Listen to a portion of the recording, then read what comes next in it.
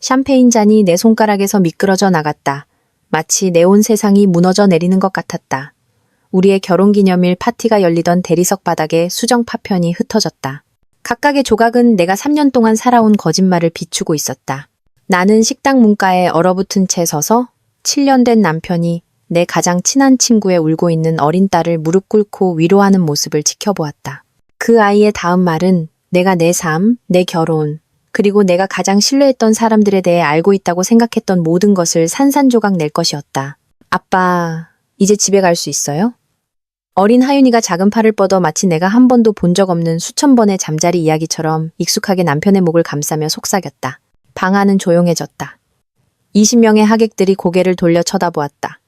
내 가장 친한 친구 지수는 죽은 사람처럼 창백해졌다. 그리고 내 남편, 내 사랑스럽고 헌신적인 남편 민주는 귀신이라도 본 듯한 표정이었지만 죽을 것 같은 사람은 바로 나였다. 3시간 전, 나는 세상에서 가장 행복한 여자였다. 우리의 7주년 결혼기념일 파티는 내가 계획했던 대로 마지막 디테일까지 완벽했다. 사방에 흰 장미가 있었고 부드러운 재즈가 연주되고 있었다. 우리의 가장 가까운 친구들과 가족들이 우리가 깨지지 않을 사랑이라고 믿었던 것을 축하하기 위해 아름다운 우리 집에 모였다. 나는 내 눈을 반짝이게 만드는 에메랄드 그린 드레스를 입었다. 남편이 항상 가장 좋아한다고 말했던 그 드레스였다. 내 검은 머리는 우아한 올림머리를 했고 나는 빛나는 기분이었다. 결혼 7년이 지났지만 그가 붐비는 방 건너편에서 나를 바라볼 때면 여전히 가슴이 설다. 오늘 정말 멋져 보여. 내 동생 서연이가 디저트 테이블 정리를 도우며 속삭였다. 언니랑 민준이, 형부는 아직도 신혼부부 같아. 정말이야. 나는 미소 지었고 마음이 가득 찼다. 나는 세상에서 가장 운이 좋은 여자야. 내가 얼마나 틀렸는지 알았더라면. 민주는 완벽한 호스트처럼 파티를 돌아다녔다. 매력적이고 세심하며 모든 사람의 잔이 가득 차 있는지 확인했다. 그는 성공한 건축가였고 키가 크고 잘생겼으며 대학 시절 내 마음을 사로잡았던 친절한 갈색 눈을 가졌다. 모두가 그를 사랑했고 특히 내가 그랬다. 한 말씀! 한 말씀! 그의 사업 파트너가 와인잔을 들며 외쳤다. 민주는 웃으며 나를 가까이 끌어당겼고 그의 팔은 내 허리를 따뜻하게 감쌌다. 알았어, 알았어. 방이 조용해지자 그는 목을 가다듬었다. 7년 전 저는 제 가장 친한 친구, 제 소울메이트, 제 모든 것과 결혼했습니다. 서연아, 당신은 내 삶의 매일을 당신이 그 안에 있는 것만으로도 더 좋게 만들었어. 하객들이 박수를 치자 그는 내 뺨에 키스했다. 나는 기쁨의 눈물이 눈에 맺히는 것을 느꼈다. 앞으로 7년을 위하여 그가 계속했다. 그리고 그 후 70년도 모두가 환호하며 술을 마셨다. 나는 남편에게 더 가까이 다가가 그의 익숙한 향수 냄새를 맡으며 안전하고 사랑받고 완전한 느낌을 받았다. 지수가 엉덩이에 3살배기 하윤이를 안고 내 팔꿈치에 나타났다. 고등학교 때부터 가장 친한 친구인 그녀는 피곤해 보였다. 그녀는 하윤이의 아버지가 임신 중에 떠난 후로 싱글맘이었다. 나는 가능한 한 그녀를 돕기 위해 노력했다. 하윤이를 돌봐주고 장본 것을 가져다주고 그녀에게 필요한 지원 시스템이 되어주었다. 이 파티 정말 대단해.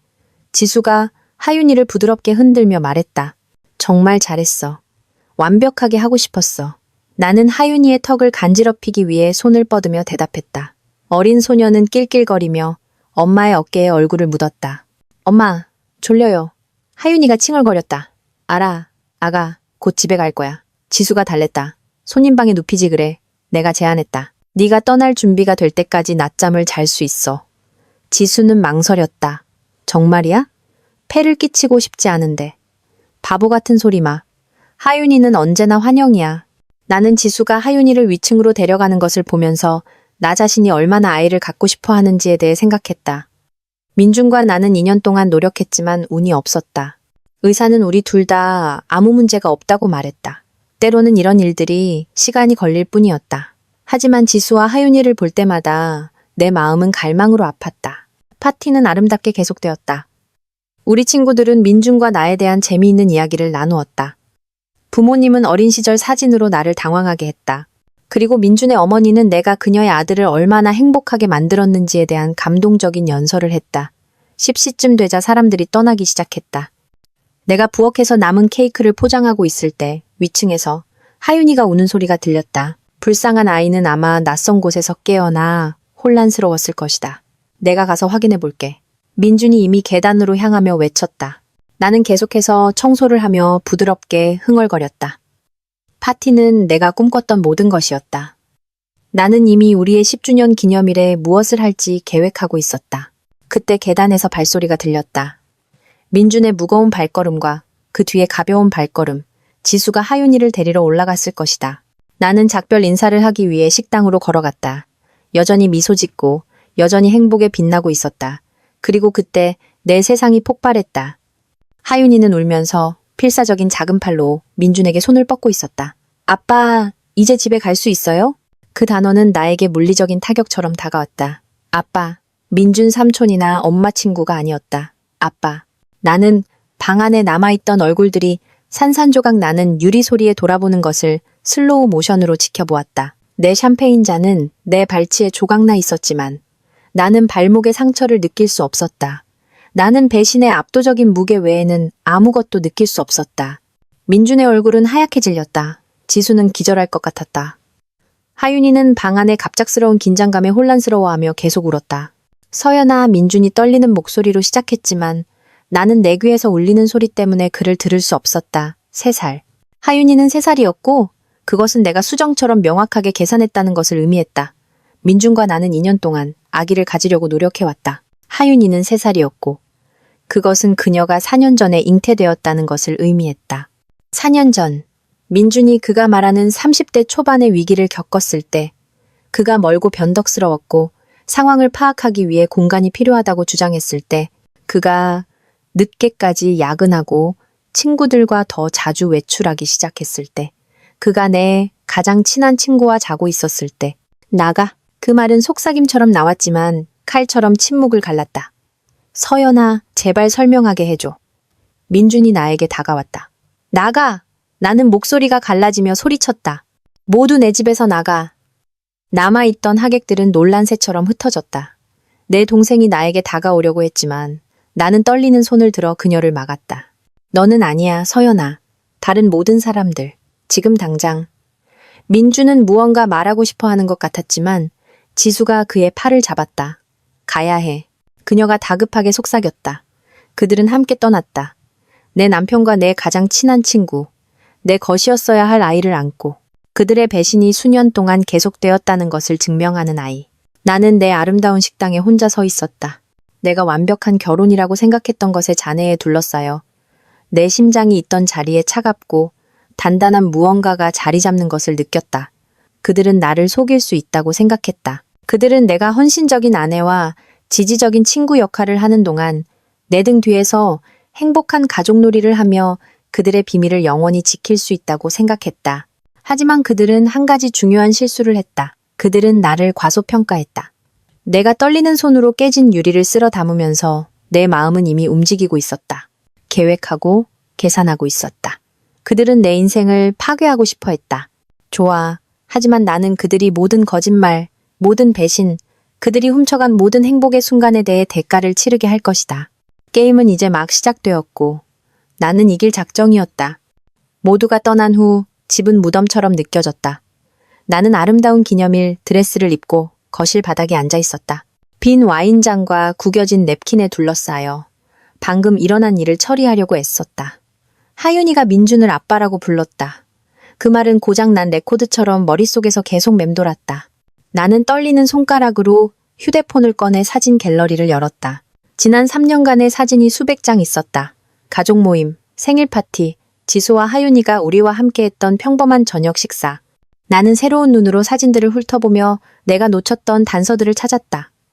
하윤이의 2번째 생일 파티에서 지수의 어깨에 손을 얹은 민준.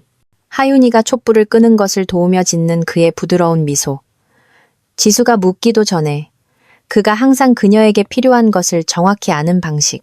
내가 어떻게 그렇게 눈이 멀었을까? 내 휴대폰이 울렸다. 민준의 문자였다. 제발 집에 돌아가게 해줘. 우리는 얘기해야 해. 나는 글자들이 흐릿해질 때까지 메시지를 쳐다보았다. 집. 그는 이곳을 집이라고 불렀지만 지금은 다른 집이 있었다. 그렇지 않은가? 지수와 하윤이와 함께. 그의 진짜 가족과 함께. 나는 답장했다. 안 돼. 생각할 시간이 필요해. 또 다른 진동. 사랑해 서연아. 우리를 포기하지 마. 나는 거의 웃을 뻔했다.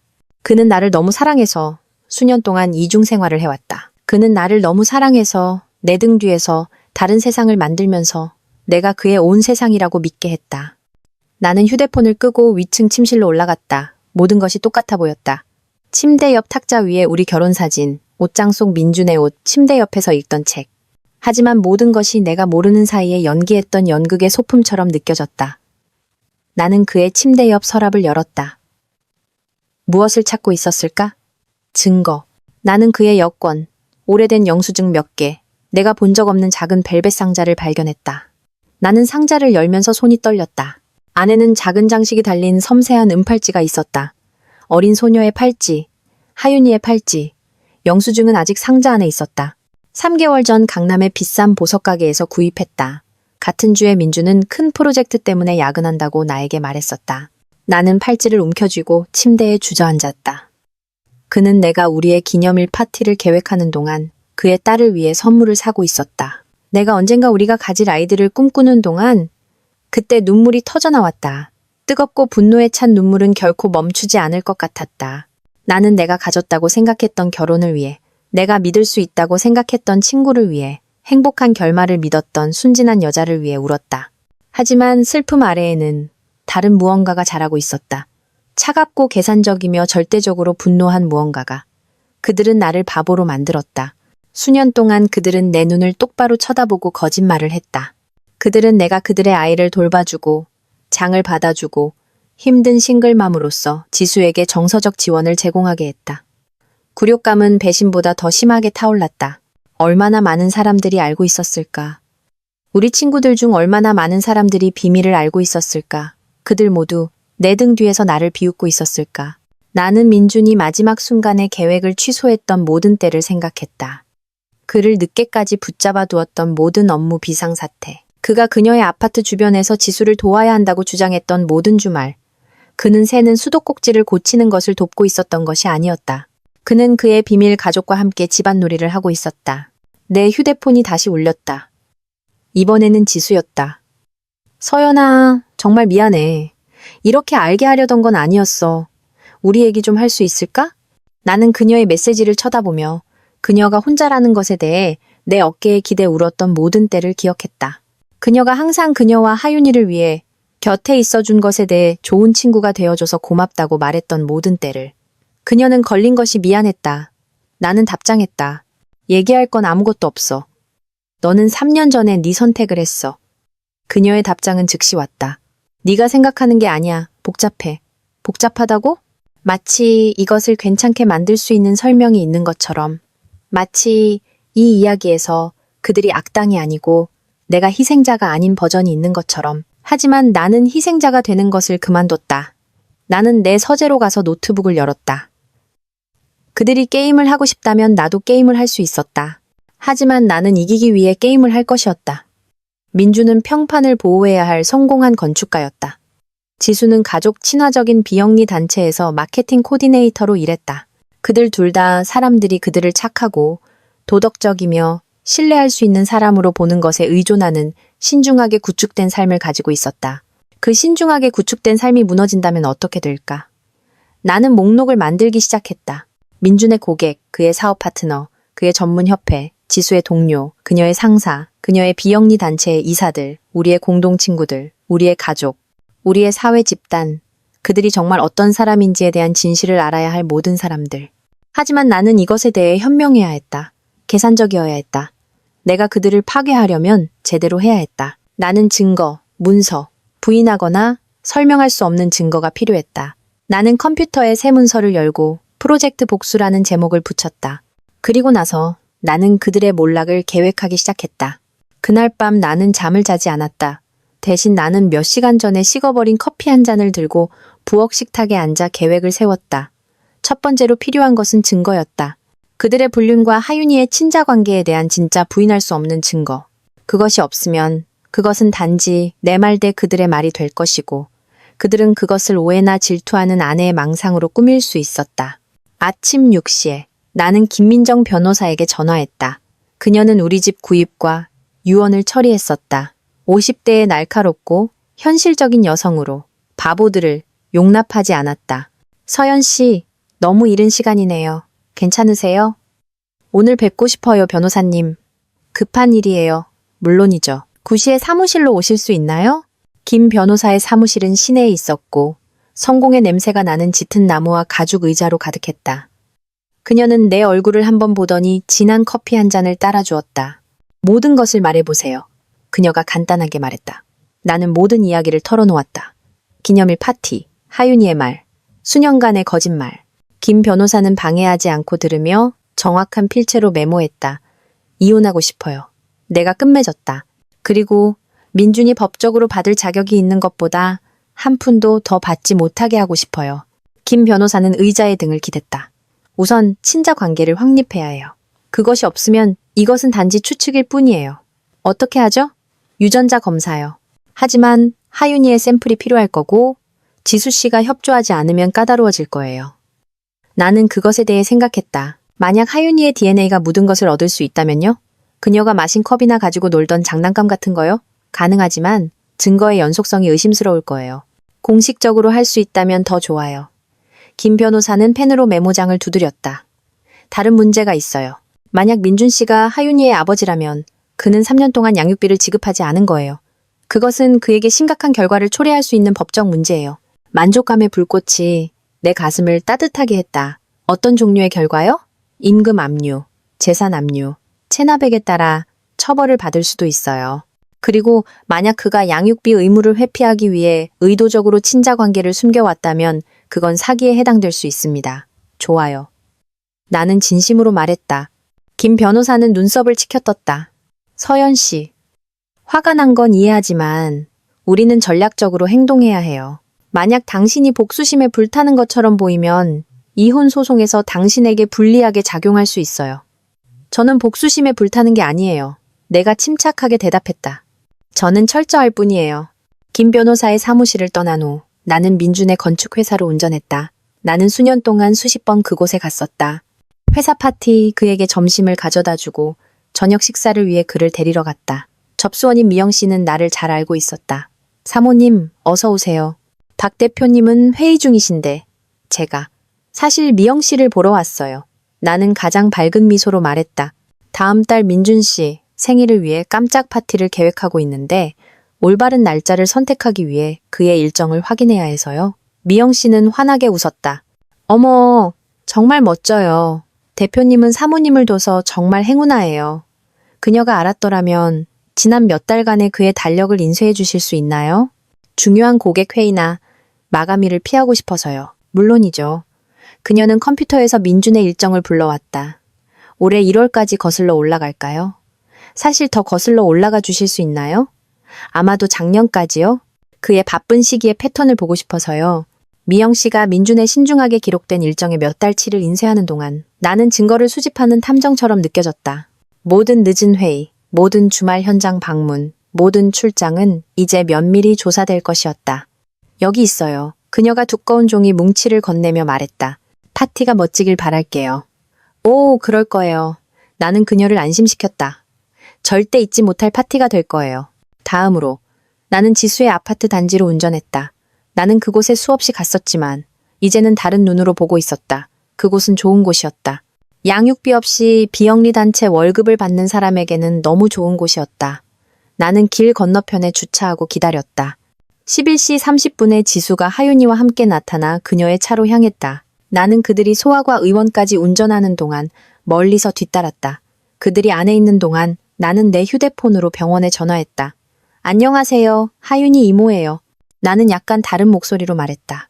가족 의료 기록을 업데이트하고 있어요. 보험 목적으로 하윤이 아버지 이름을 확인해 주실 수 있나요? 죄송하지만 전화로는 환자 정보를 알려드릴 수 없습니다. 접수원이 대답했다. 물론이죠. 이해해요. 그냥 서류가 맞는지 확인하고 싶어서요. 파일에 있는 아버지 이름성이 박 씨인지 확인해 주실 수 있나요? 잠시 침묵이 흘렀다. 보호자님, 의료 기록에 접근하려면 적절한 신분증과 자녀의 어머니로부터의 허가를 받아오셔야 합니다. 나는 실망했지만 놀라지는 않은 채 전화를 끊었다. 의료 기록은 타당한 이유로 보호되었다. 나는 다른 방법을 찾아야 했다. 나는 의사 사무실에서 작은 공원으로 그들을 따라갔다.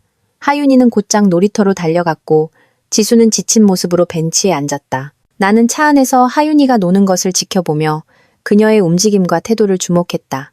그녀는 민준의 눈을 닮았다. 어떻게 그걸 한 번도 눈치채지 못했을까? 내 휴대폰이 울렸다. 민준의 이름이 화면에 떴다. 나는 음성 사서함으로 넘겼고 그의 메시지를 들었다. 서연아, 제발. 네가 화난 거 알아. 그럴 만도 하지. 하지만 어른스럽게 얘기해야 해. 네가 원하든 원하지 않든 오늘 밤 집에 갈 거야. 여기도 내 집이야.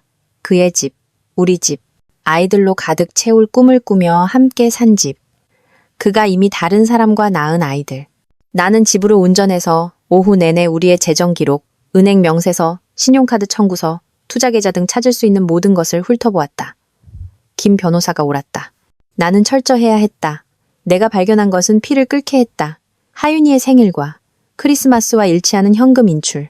민준이 사업 파트너의 아이들을 위한 선물이라고 둘러댄 장난감 가게와 아동복 가게에서의 청구. 민준이 우리 재정의 대부분을 처리했기 때문에 내가 한 번도 의심하지 않았던 햇살 어린이집이라는 곳에 대한 정기적인 월별 지불. 그는 우리 돈으로 그의 비밀 가족을 부양하고 있었다. 내 월급이 보태는 공동계좌에서 나온 내 돈. 나는 모든 것을 인쇄해서 깔끔한 폴더로 정리했다. 재정적 기만의 증거. 그가 수년 동안 이중생활을 했다는 증거. 6시에 현관문에서 민준의 열쇠 소리가 들렸다. 그가 들어왔을 때 나는 서류에 둘러싸여 부엌 식탁에 앉아 있었다. 그는 끔찍해 보였다. 면도도 하지 않았고 옷은 구겨졌으며 눈 밑에는 다크서클이 있었다. 서연아, 그가 부드럽게 말했다. 집에 돌아오게 해줘서 고마워. 여기는 더 이상 내 집이 아니야. 나는 은행 명세서에서 눈을 떼지 않고 대답했다. 네 물건을 가지러 오게 해준 것뿐이야. 그는 내 맞은편에 앉아 내 손을 잡으려 했다. 나는 손을 뺐다. 제발 설명하게 해줘. 뭘 설명해? 4년 동안 나를 속였다는 거? 네가 한 번도 말하지 않은 딸이 있다는 거? 우리 공동 계좌에서 돈을 훔쳐서 다른 가족을 부양했다는 거? 민주는 움찔했다. 훔친 게 아니야. 내 돈이기도 해. 그래? 나는 마침내 그를 쳐다봤고 그는 내 눈에서 무엇을 봤는지 움찔했다. 내가 계산 좀 해봤어, 민준 씨. 아주 흥미로운 계산이었지. 나는 테이블 위로 종이를 밀었다. 이게 지난 3년 동안 네가 하윤이와 지수에게 쓴 돈이야. 어린이집, 옷, 장난감, 의료비, 식료품, 총액이 얼마인지 맞춰볼래? 그는 종이를 흐긋 보고 창백해졌다. 6천만 원이 넘어. 나는 계속했다. 우리 공동계좌에서 나온 돈이야. 내가 버는데 도움을 준 돈. 우리가 미래의 아이들을 위해 저축하고 있기 때문에 재정에 신중해야 한다고 말하면서 네 비밀 가족에게 쓴 돈이야. 서연아, 아직 안 끝났어. 내 목소리는 치명적으로 차분했다. 보석 영수증도 찾았어. 네가 하윤이를 위해 산 팔찌. 사업이 부진해서 휴가를 갈 여유가 없다고 말했던 바로 그 주에. 민주는 얼굴을 손에 묻었다. 이런 일이 일어나길 원하지 않았어. 어떤 부분? 불륜? 그녀를 임신시킨 거? 4년 동안 나에게 거짓말한 거 아니면 들킨 거? 모두 다. 그가 속삭였다. 사랑해. 서연아. 항상 사랑했어. 나는 웃었고 그 소리는 내 귀에도 썼다. 사랑을 표현하는 방식이 참 특이하네. 실수로 시작됐어. 그가 필사적으로 말했다. 지수와 나, 우리 둘 다 힘든 시기를 겪고 있었어. 너와 나는 아이 문제로 다투고 있었고 그녀는 전 남자친구가 떠난 후 외로워했어. 그냥 하룻밤의 일이었어야 했는데 아니었어. 아니. 그리고 그녀가 임신했다고 말했을 때 그는 애원하는 눈으로 나를 쳐다보았다. 너에게 말하고 싶었어. 몇 번이고 끝내려고 했지만 하윤이는 내 딸이야. 그냥 버릴 수 없었어. 그래서 대신 나를 버렸구나. 너를 버린 적 없어. 나는 남았어. 나는 너를 선택했어. 너는 나에게 거짓말하기로 선택했어. 내가 바로잡았다. 너는 내가 네 아내라고 믿게 하기로 선택했어. 실제로는 내가 그냥 네 핑계였을 뿐인데. 너는 내가 네 딸을 조카인 척하면서 돌봐주게 하기로 선택했어. 너는 내가 내 가장 친한 친구가 힘든 싱글맘 시절을 겪는 동안 지지해주게 하기로 선택했어. 사실은 네가 아버지였는데 말이야. 미안해. 그가 목이 메어 말했다. 정말 미안해, 서연아. 내가 그럴 자격이 없다는 거 알아. 하지만 제발 나를 용서해 줄 수 있니? 우리가 이걸 극복해 볼 수 있을까? 나는 잠시 그를 쳐다보았다. 내가 7년 동안 사랑했던 이 남자. 내 마음, 내 미래, 내 꿈을 맡겼던 이 남자. 아니, 나는 간단하게 말했다. 서연아, 제발. 내일 밤까지 이 집에서 나가. 필요한 건 뭐든지 가져가. 하지만 내 것은 아무것도 가져가지 마. 내 서재와 금고의 자물쇠는 이미 바꿨어. 그냥 나를 쫓아낼 수는 없어. 여기도 내 집이야. 사실 할 수 있어. 나는 테이블 위로 다른 종이를 밀었다. 오늘 김 변호사님께 전화했어. 우리나라에서 유책 배우자가 재산 분할에 불리하다는 거 알고 있었어? 특히 재정적 기만이 연루되었을 때는 말이야. 민준의 얼굴은 하얗게 질렸다. 나랑 이혼하는 거야? 나는 너를 파괴하는 거야. 내가 바로잡았다. 차이가 있지. 그는 나를 처음 본 사람처럼 쳐다보았다. 이건 네가 아니야, 서연아. 너는 복수심에 불타지 않아. 너는 친절하고 용서할 줄 알고. 그리고 바보야. 4년 동안 네 거짓말을 믿을 만큼 바보였지. 하지만 나는 더 이상 바보가 아니야. 뭐 할 건데? 나는 웃었고 그것은 얼음처럼 느껴졌다. 나는 모두가 네가 정말 어떤 사람인지 정확히 알게 할 거야.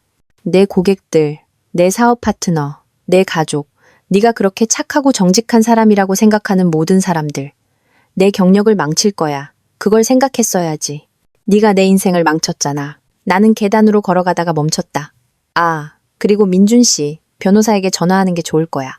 국가가 네가 3년 동안 양육비를 지급하지 않았다는 걸 알게 되면 변호사가 필요할 테니까. 나는 그의 배신의 증거에 둘러싸여 부엌 식탁에 앉아있는 그를 남겨두고 그의 가방을 싸러 위층으로 올라갔다. 전쟁은 공식적으로 시작되었다. 민주는 내가 요구한 대로 다음 날 저녁까지 떠났다. 그는 모든 것을 잃었다는 것을 아는 남자의 패배한 분위기로 옷과 개인 물품을 쌌다. 나는 그가 차에 짐을 싣는 것을 위층 창문에서 지켜보며 차가운 만족감 외에는 아무것도 느끼지 못했다. 그는 마지막으로 한 번 더 나와 이야기하려고 했다. 눈물을 글썽이며 문가에 서서 지금 네가 나를 미워하는 거 알아. 그가 말했다. 하지만 언젠가 네가 그렇게 화나지 않을 때 어쩌면 우리가 한때 행복했다는 것을 기억할지도 몰라.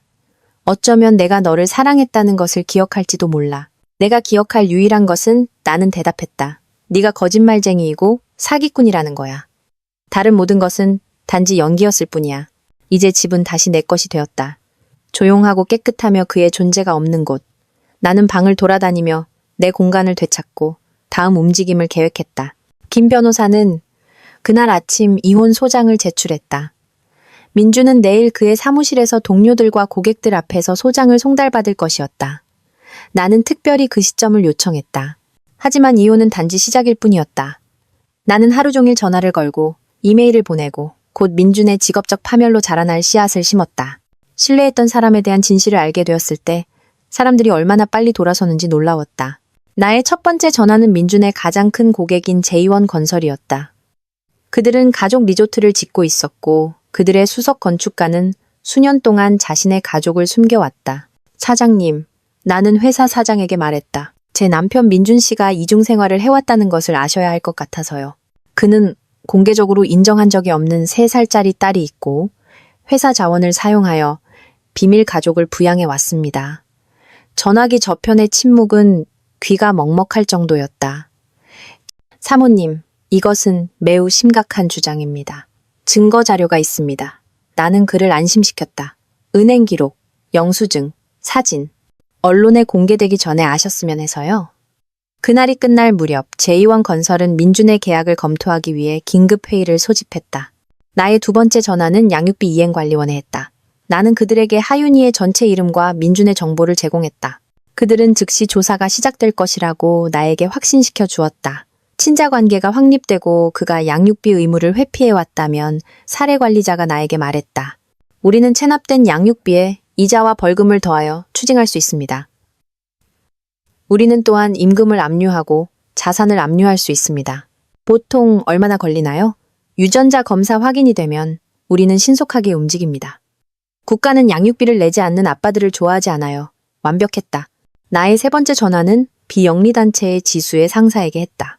나는 거기서 더 미묘하게 지수의 개인적인 상황과 그것이 가족 가치에 초점을 맞춘 조직을 대표하는 그녀의 능력에 영향을 미칠 수 있는지에 대한 우려를 표명했다. 그냥 아셔야 할 것 같아서요. 나는 조심스럽게 말했다. 지수 씨가 결혼한 남자와 장기적인 부적절한 관계에 있었습니다. 그것이 귀하의 조직의 사명과 일치하는지 확실하지 않네요. 대화는 짧았지만 나는 그녀의 상사의 목소리에서 우려를 들을 수 있었다. 비영리 단체는 평판에 따라 흥망성쇠가 갈렸다. 스캔들의 기미만 보여도 기부자와 자금을 잃을 수 있었다. 이제 나는 내 계획의 2단계를 준비하고 있었다.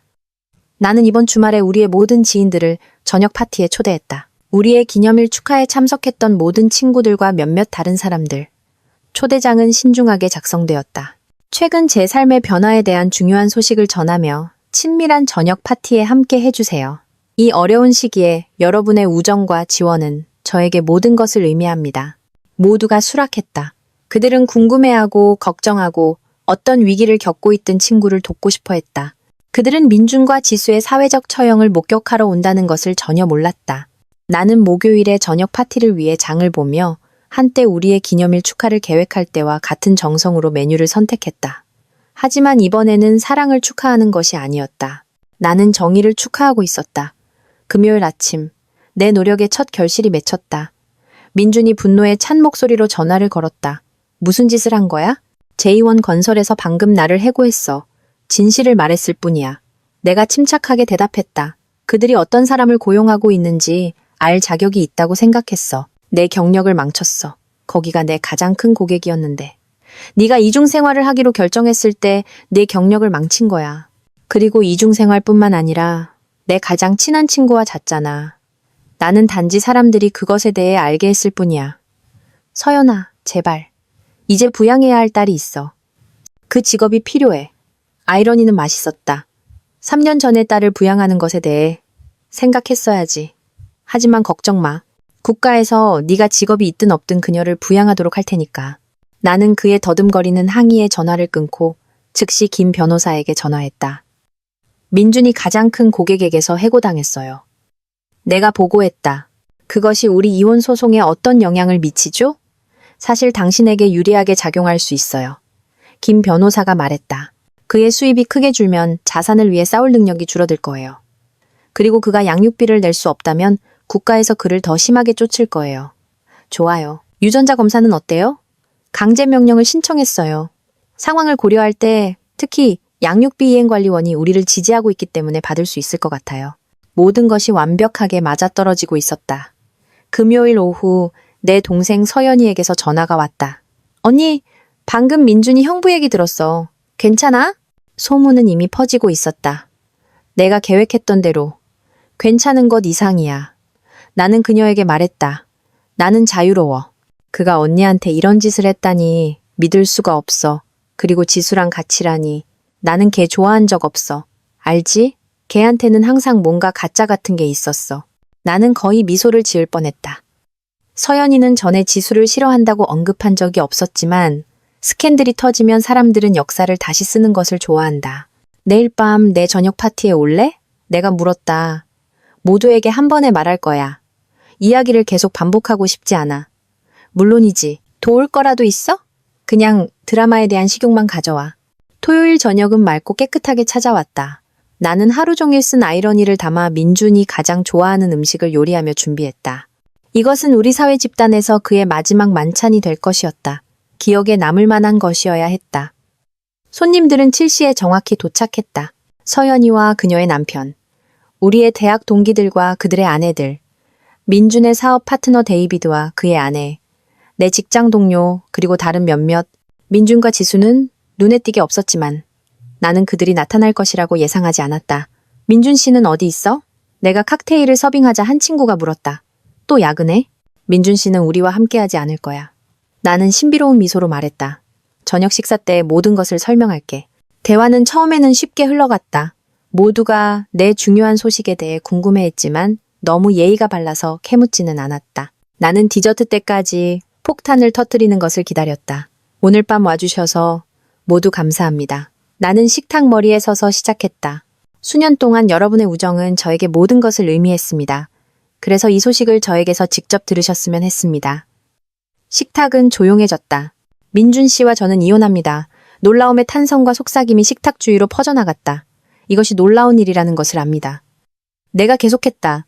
7년 된 남편이 지난 4년 동안 제 가장 친한 친구인 지수와 불륜을 저질렀다는 것을 발견했을 때 저도 확실히 놀랐습니다. 한 친구의 와인잔이 짤랑 소리를 내며 식탁에 부딪혔다. 데이비드의 얼굴은 창백해졌다. 하지만 그것이 가장 충격적인 부분은 아닙니다. 나는 꾸준하고 차분한 목소리로 말했다. 가장 충격적인 부분은 그들이 함께 3살짜리 딸이 있다는 것입니다. 제가 돌봐주고 선물을 사주고 조카처럼 대했던 어린 소녀. 그녀는 실제로 제 남편의 아이입니다. 침묵은 귀가 먹먹할 정도였다. 나는 그들의 마음속에서 바퀴가 돌아가는 것을 볼 수 있었다. 우리의 기념일 파티에서 알게 되었습니다. 내가 계속했다. 하윤이가 모두 앞에서 민준을 아빠라고 불렀을 때 분명히 그들의 비밀을 지키는 것이 3살짜리에게는 너무 벅찼던 것 같습니다. 서연이는 울고 있었다. 다른 친구는 분노한 것처럼 보였다. 데이비드는 사라지고 싶은 것처럼 접시를 쳐다보고 있었다. 민준이 아마 이 이야기를 꾸며내려고 할 것이기 때문에 여러분 모두가 알기를 원했습니다. 그는 변명을 하고 실수였다고 주장하고 그가 한 일을 최소화하려고 할 것입니다. 하지만 저는 증거가 있습니다. 그가 우리 돈으로 그들을 부양해 왔다는 것을 보여주는 은행 기록. 우리가 물건을 살 여유가 없다고 말하면서 그가 하윤이에게 사준 선물 영수증. 수년 전으로 거슬러 올라가는 그의 거짓말에 대한 문서. 한 친구가 마침내 목소리를 냈다. 서연아, 정말 미안해. 우리는 전혀 몰랐어. 물론 몰랐겠지. 그들은 매우 조심했고 매우 교활했고 내가 내 결혼 생활에서 무슨 일이 일어나고 있는지 볼 수 없는 바보처럼 보이게 하는데 매우 능숙했어. 나는 와인 한 모금을 마시며 다시 앉았다. 소문이 퍼지기 전에 진실을 알리고 싶었을 뿐이야. 민주는 이미 제2원 건설에서 해고당했어. 국가는 그에게 체납된 양육비를 추징하고 있고 나는 이혼 소송에서 그가 가진 모든 것을 가져갈 거야. 잘 됐네. 한 친구가 맹렬하게 말했다. 그는 그가 받는 모든 것을 받을 자격이 있어. 저녁의 나머지 시간은 민준과 지수의 배신을 분석하는 데 보냈다. 내 친구들은 내 주위에 모여 분노를 나누고 지지를 제안하고 그 바람 피운 커플과 모든 관계를 끊겠다고 약속했다. 모두가 떠날 무렵 민준과 지수의 사회적 파멸은 완료되었다. 며칠 안에 우리 전체 집단에 소문이 퍼질 것이었다. 그들은 사회에서 버림받은 사람들이 될 것이고 모두가 속삭이고 아무도 어울리고 싶어하지 않는 커플이 될 것이었다. 내가 설거지를 하면서 나는 가슴속에 깊은 만족감이 자리 잡는 것을 느꼈다. 이것은 단지 시작일 뿐이었다. 내 휴대폰이 알 수 없는 번호에 문자를 올렸다. 무고한 사람들을 파괴하고 있어. 하윤이는 이런 일을 당할 자격이 없어. 지수였다. 그녀는 아마도 후폭풍을 피하기를 바라며 새 전화번호를 얻었을 것이다. 나는 답장했다. 하윤이는 거짓말쟁이이고 사기꾼이 아닌 아버지를 가질 자격이 있어. 아마 네 남편과 자기 전에 그것에 대해 생각했어야 했어. 지수야.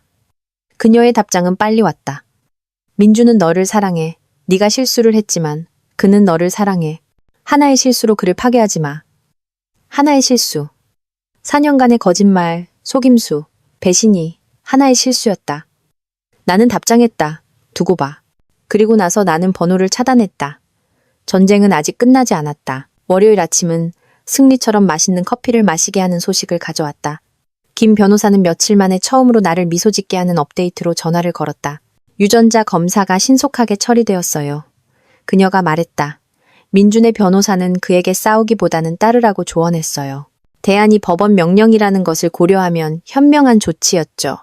결과가 나오기까지 얼마나 걸려요? 72시간. 하지만 서연 씨, 다른 게 있어요? 양육비 이행관리원이 제가 예상했던 것보다 더 빨리 움직였어요. 그들은 이미 친자관계 결과가 나올 때까지 민준의 은행 계좌를 동결했어요. 나는 커피잔을 내려놓고 그 순간을 음미했다. 모두 다요? 그들이 찾을 수 있는 모든 계좌, 그리고 그의 차에 담보를 설정했어요. 유전자가 우리가 이미 알고 있는 것을 확인하면 그들은 3년간의 체납된 양육비에 벌금을 더하여 그를 추적할 거예요. 우리는 억대의 빚에 대해 이야기하고 있는 거예요. 민준의 재정적 파멸은 내가 희망했던 것보다 훨씬 더 빨리 일어나고 있었다. 그날 오후 나는 민준이 비밀리에 자금을 지원하고 있던 바로 그 햇살 어린이집인 하윤이의 어린이집으로 운전했다. 나는 미리 전화해서 걱정하는 가족 구성원인 척했다.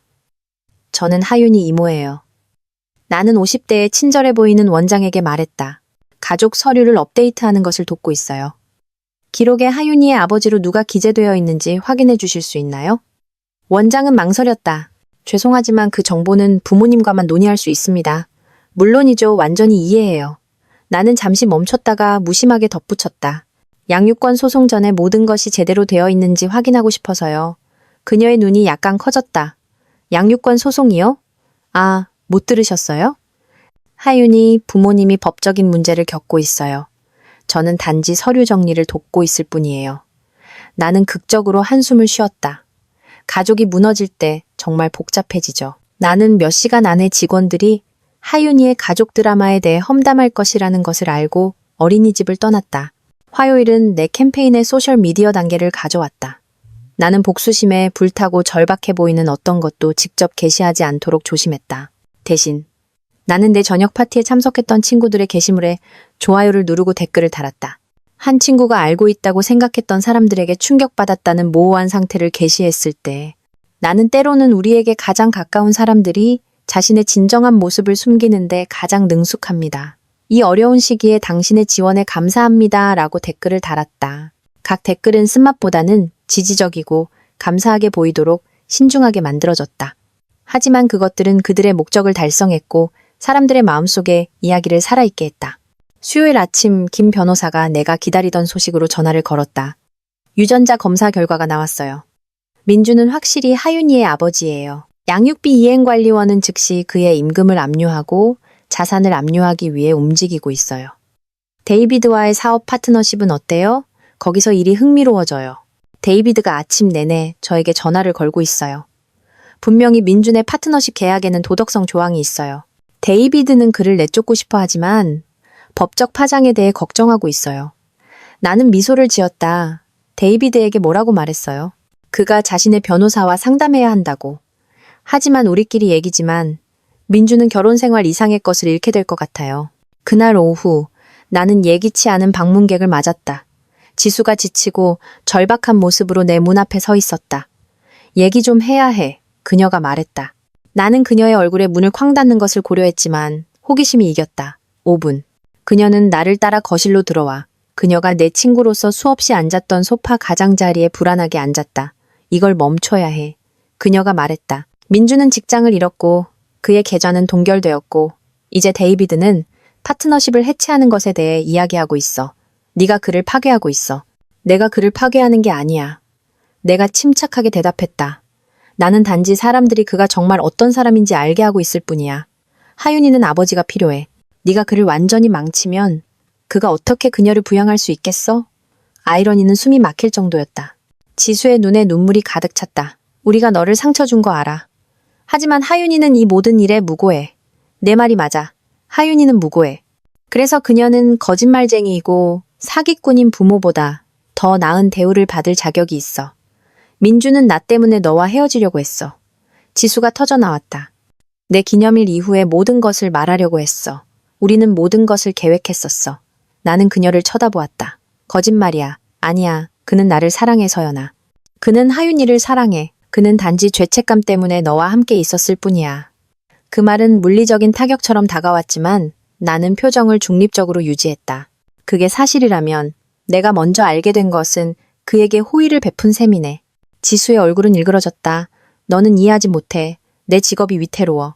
사람들이 말하고 있어. 하윤이 어린이집에서 질문을 하고 있어.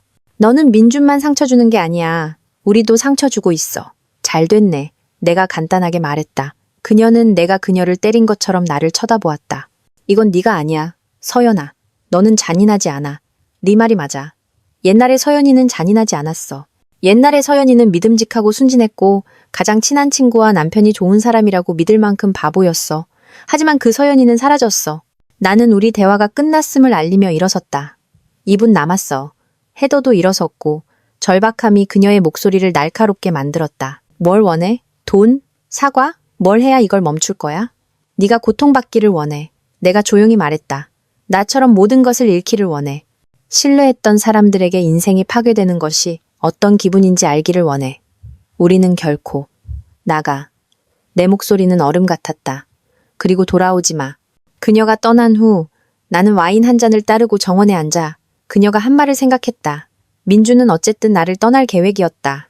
그들의 배신은 나의 완전한 대체에 관한 것이었다. 그 사실은 더 아팠어야 했지만 대신 이것을 끝까지 해내겠다는 결심을 더 굳게 만들었다. 목요일은 마지막 도미노를 가져왔다. 데이비드가 개인적으로 나에게 전화했는데 그가 전에 한 번도 한 적이 없는 일이었다. 서연 씨, 귀찮게 해서 미안하지만 민준에 대해 물어볼 게 있어요. 뭘 알고 싶어요? 그가 개인 경비로 회사 자금을 사용했다는 게 사실이에요? 우리 장부를 훑어보고 있는데 몇 가지 불규칙한 점이 있어요. 나는 미소를 지었다. 확실히 말할 수는 없어요. 데이비드 씨. 그건 민준에게 물어봐야 할 거예요. 민준이 지금은 신뢰할 만하지 않기 때문에 당신에게 묻는 거예요. 데이비드의 목소리는 긴장되어 있었다. 만약 그가 회사에서 횡령했다면 회계법인을 고용하는 것을 제안할게요. 내가 친절하게 말했다. 전화를 끊은 후 나는 깊은 만족감을 느꼈다. 민준은 우리 결혼 생활에서만 훔친 것이 아니라 그의 사업 파트너에게서도 훔치고 있었다. 금요일 오후 김 변호사가 마지막 업데이트로 전화를 걸었다. 끝났어요. 그녀가 말했다. 민준이 우리 모든 조건에 동의했어요. 그는 그의 옷과 개인 물품을 가져가요. 당신은 집, 투자, 그리고 대부분의 유동자산을 가져가요. 그는 또한 3년 동안 당신에게 위자료를 지불하기로 동의했어요. 그의 사업은요, 데이비드가 헐값에 그를 인수하고 있어요. 민준은 그의 법률 비용과 체납된 양육비를 지불하기 위해 돈이 필요해요. 그는 본질적으로 아무것도 없이 다시 시작하는 거예요. 나는 눈을 감고 어깨에서 무게가 내려가는 것을 느꼈다. 그리고 지수는 어제 직장을 잃었어요. 분명히 비영리 단체의 이사회는 그녀가 가족가치 사명에 적합하지 않다고 결정했어요. 완벽했다. 그날 저녁, 나는 이제 내 집인 아름다운 집에 앉아 샴페인 한 병을 땄다. 이번에는 사랑을 축하하기 위해서가 아니라 정의를 축하하기 위해서였다. 내 휴대폰이 민준의 마지막 문자를 울렸다. 이제 행복하길 바라. 나는 답장했다. 그렇게 되어가고 있어. 그리고 나서 나는 그의 번호를 차단했다. 아침 햇살이 내 서재 창문을 통해 들어오면서 나는 최신 프로젝트의 마지막 손질을 했다. 나는 다른 여성들이 이혼 소송을 헤쳐나가는 것을 돕는 컨설팅 사업을 시작했고 번창하고 있었다. 분명히 배신을 이해하고 반격하는 방법을 아는 사람이 필요한 여성들이 많았다. 내 초인종이 울렸고 나는 큰 꽃다발을 든 배달원을 발견하기 위해 문을 열었다. 이서연 씨? 저예요. 카드는 도박 중독 자금을 조달하기 위해 공동사업에서 횡령한 남편을 둔 내 최신 고객으로부터 온 것이었다. 제 삶을 되찾는 것을 도와주셔서 감사합니다 라고 쓰여 있었다. 나는 꽃병에 꽃을 꽂으며 미소를 지었다. 다른 여성들이 자신의 힘을 되찾는 것을 돕는 것이 내 열정이 되었다. 내 휴대폰이 울렸다. 김 변호사의 이름이 화면에 나타났다. 좋은 소식이에요. 그녀가 말했다. 민준이 횡령으로 6개월 징역형을 선고받았어요. 데이비드의 증언이 특히 해로웠어요. 그리고 지수는 아직 실업 상태예요. 부모님 댁으로 다시 이사했다는 소문이 있어요. 민준의 양육비 지급액은 하윤이의 기본적인 필요를 겨우 충당해요. 나는 하윤이에 대한 동정심일지도 모르는 무언가의 깜박임을 느꼈지만 그것은 금방 지나갔다. 어린 소녀는 부모의 거짓말과 함께 자라는 것보다 부모에 대한 진실을 아는 것이 더 나았다. 다른 게 있어요. 김 변호사가 계속했다. 민준의 변호사가 연락해 왔어요. 그가 선고 심리를 위해 탄원서를 써줄 의향이 있는지 알고 싶어 해요. 나는 웃었다. 실제로 웃었다. 뭐라고 말했어요? 5천만 원을 선불로 받으면 고려해보겠다고요? 그리고 이상하게도 그들은 거절했어요. 전화를 끊은 후 나는 집을 돌아다니며 내가 한 변화들을 감상했다. 새 가구, 신선한 페인트, 더 이상 민준의 거짓말하는 얼굴이 포함되지 않은 가족 사진들. 그것은 이제 진정으로 내 것이었고 속임수 대신 진실 위에 세워진 안식처였다. 옛날의 서연이는 민준의 몰락에 대해 죄책감을 느꼈을 것이다. 그녀는 자신이 너무 멀리 갔는지, 너무 가혹했는지, 너무 많이 파괴했는지 궁금해했을 것이다. 하지만 옛날의 서연이는 약했다. 그녀는 동화와 행복한 결말, 그리고 그녀의 신뢰를 받을 자격이 없는 사람들의 선함을 믿었다. 새로운 서연이는 더 잘 알았다. 그녀는 때로는 정의를 얻는 유일한 방법은 스스로 그것을 취하는 것이라는 것을 이해했다. 내 휴대폰이 서연이의 문자로 울렸다. 오늘 점심. 알지? 그 사람들에 대한 소식이 있어. 나는 답장했다. 어서 듣고 싶어. 내가 그렇게 신중하게 구축한 소문 네트워크는 여전히 민준과 지수의 계속되는 몰락에 대한 업데이트를 제공하고 있었다. 점심을 준비하면서 거울에 비친 내 모습을 보았다. 나는 이제 더 강하고, 더 날카롭고, 더 자신감 있어 보였다. 그 기념일 파티를 계획했던 순진한 여성은 사라지고, 자신의 가치를 알고 누구도 그것을 폄하하도록 내버려두지 않을 누군가로 대체되었다. 어떤 사람들은 내가 한 일을 잔인하거나 복수심에 불탔다고 부를지도 모른다. 하지만 그 사람들은 세상에서 가장 신뢰했던 두 사람에게 배신당한 적이 없었다. 그들은 자신의 전체 삶이 거짓말 위에 세워졌다는 것을 발견한 적이 없었다. 나는 후회하지 않는다.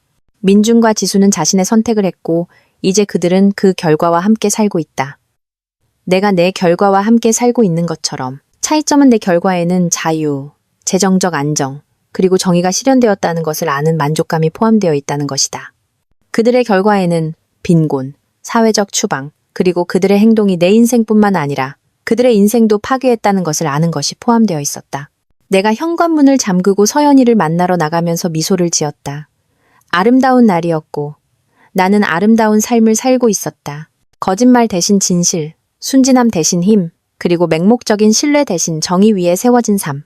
옛날의 서연이는 결국 그들을 용서했을지도 모른다. 하지만 옛날의 서연이는 사라졌다. 그리고 나는 그것 때문에 훨씬 더 나아졌다. 전쟁은 끝났고 나는 완전히 이겼다. 민준과 지수의 배신은 그들에게 모든 것을 앗아갔다. 한편 나는 더 강하고 더 부유하고 더 현명해졌다. 나는 때로는 가장 좋은 복수는 나아가서 잘 사는 것이 아니라는 것을 배웠다. 때로는 당신에게 잘못한 사람들이 그들의 선택에 대한 전적인 대가를 치르게 하는 것이다. 식당으로 운전하면서 하윤이에 대해 생각했다. 그녀는 이제 4살이었고 왜 아빠가 다른 곳에 사는지, 왜 엄마가 그렇게 많이 우는지에 대해 질문을 하기 시작할 만큼 나이가 들었다. 언젠가 그녀는 부모의 이기심과 거짓말이 여러 삶을 어떻게 파괴했는지에 대한 진실을 배우게 될 것이다. 그녀는 행동에는 결과가 따르고 배신에는 대가가 따르며 어떤 사람들은 당신이 그들을 파괴하려고 할 때 반격할 것이라는 것을 이해하게 될 것이다. 그것은 귀중한 교훈이 될 것이다. 결국 진실은 항상 끝에 드러나고 그렇게 되면 거짓말을 하며 살아온 사람들은 더 이상 숨을 곳이 없다. 나는 그것을 확실히 했다. 게임은 끝났고 나는 모든 것을 이겼다.